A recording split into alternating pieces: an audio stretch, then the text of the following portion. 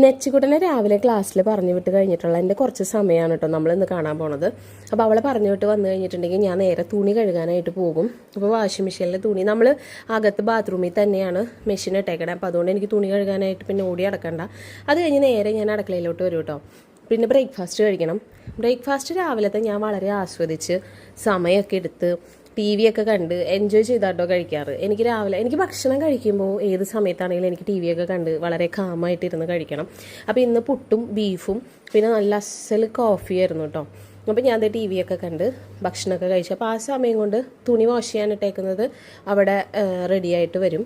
അപ്പോൾ അത് കഴിഞ്ഞ് കാലത്തെ കുറച്ച് പാത്രങ്ങൾ ബാക്കിയുണ്ടായിരുന്നു. അപ്പോൾ അതെല്ലാം ഒന്ന് കഴുകി വയ്ക്കാമെന്ന് കരുതി. ചില ദിവസം ഇങ്ങനെയൊന്നും അല്ല കേട്ടോ, ആ പാത്രങ്ങൾ അങ്ങനെ തന്നെ ഇട്ടിട്ട് ഞാൻ പോയി കിടന്നുറങ്ങും. പക്ഷേ ഇന്നെന്തോ എനിക്ക് ഭയങ്കര വൃത്തി മോഡ് ഓണായിരുന്നു. അപ്പോൾ അതുകൊണ്ട് ഞാനിതൊക്കെ ചെയ്യും. പിന്നെ ഞാൻ തോന്നുന്നു എൻ്റെ അടുക്കളയിൽ ഞാൻ ഏറ്റവും കൂടുതൽ ചെയ്യുന്ന കാര്യം ഈ തുടക്കലാട്ടോ. ഈ തിണ്ണ തുടയ്ക്കുക, ഗ്യാസ് സ്റ്റവ് തുടയ്ക്കുക, ഇങ്ങനെ വൃത്തിയാക്കി ഇടുക, ഇതെനിക്ക് ഭയങ്കര ഇഷ്ടമുള്ളൊരു കാര്യമാണ്. ഇനി ഞാനൊരു ഇച്ചിരി വെള്ളം കുപ്പിയിലാക്കി എടുക്കുന്നുണ്ട്. അല്ലെങ്കിൽ ഞാൻ വെള്ളം കൂടി ഭയങ്കര കുറവായിരിക്കും.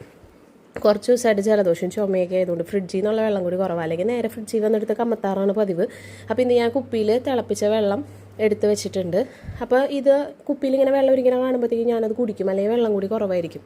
അപ്പോൾ ഇതൊക്കെ കഴിഞ്ഞു കുറച്ച് വെള്ളമൊക്കെ കുടിച്ചു. എനിക്ക് എപ്പോഴും ഭക്ഷണം കഴിച്ച് കഴിഞ്ഞാൽ എന്തെങ്കിലും കൂടി തിന്നണം.